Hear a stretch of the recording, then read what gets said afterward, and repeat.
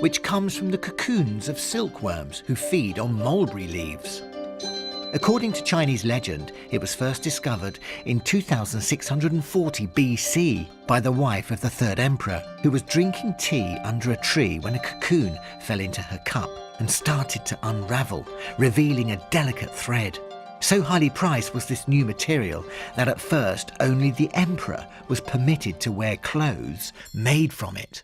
In fact, the Chinese thought their silk was such a valuable commodity, they kept the methods of its production secret for more than 3,000 years. And then, in the 2nd century AD, they started to trade their luxury fabric westward. And that's when the trade route, called the Silk Road, opened up. Even though they started trading silk, the Chinese kept the manner of its production a secret. Eventually, however, silk cultivation spread all the way to Europe.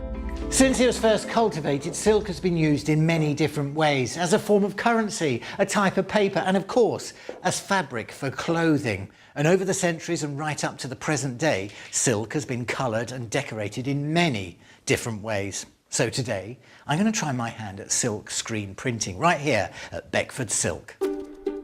Husband and wife team James and Mart set up the company from their own home in 1975. Today the business is run from purpose-built premises. It's still a family affair and it's been passed down to James and Mart's children, Anne and Robbie. They make lengths of dyed and printed silk material and produce printed silk clothing, ties and scarves for a range of clients, including museums and art galleries. Today Anne is going to guide me through the process of screen printing a silk scarf by hand.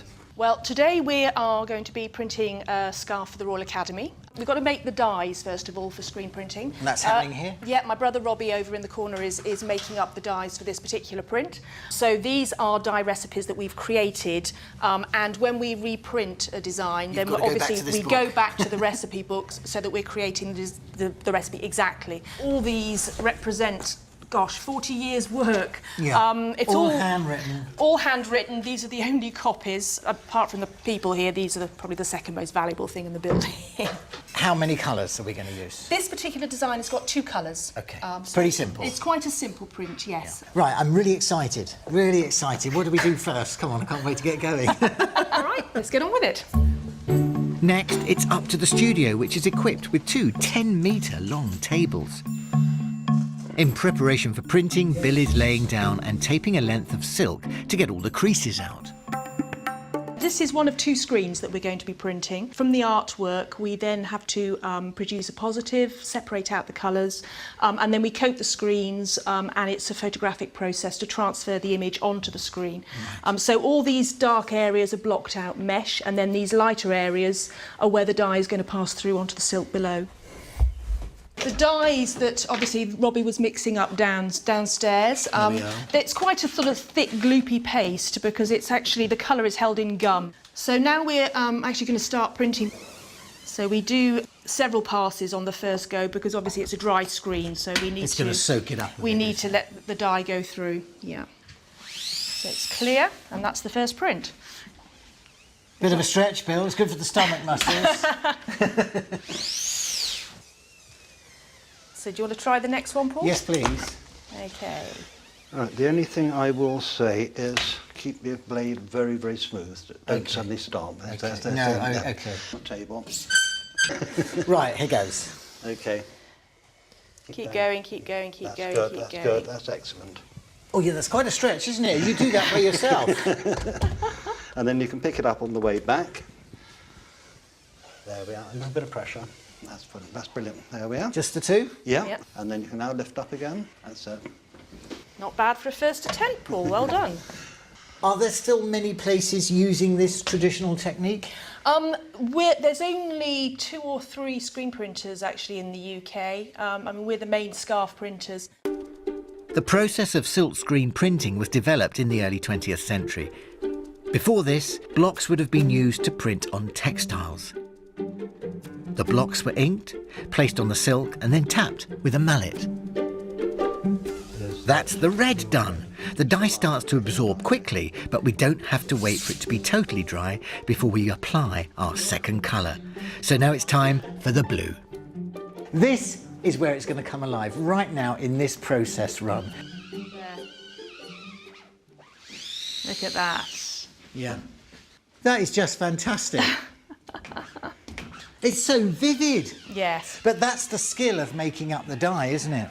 And of course, silk is an amazing medium to hold colour. It really is. Well, we're quite lucky. We've only got 2 colours going on here, but how many colours could you go up to? Well, we have one print that we do, a butterfly scarf, which has 16 different colours in it. Wow. So you can imagine that is a lot of work. You have to do this process 16 times on each print. Yeah. Hey. Good work there. Well done. Smashing. Once both colours have been applied, the tape is taken off and the length of silk is carefully pegged up so it can dry. Once the silk is completely dry, the colour is fixed by steaming the material. Next it's washed and then attached to a clip stenter finishing machine to remove any creases and to dry it out. Fabric would have been pegged out in the sun before the advent of stenter machines. This is the very last stage of the process, and this is where we're hand rolling the edges.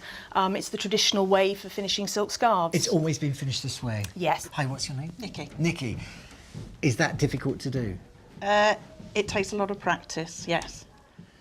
So yes, this is the finished item with that beautiful red piped edging, which really reinforces the fact that it's been hand rolled, because you can't get that level of accuracy with a machine. So Isn't that just fabulous? Look at that.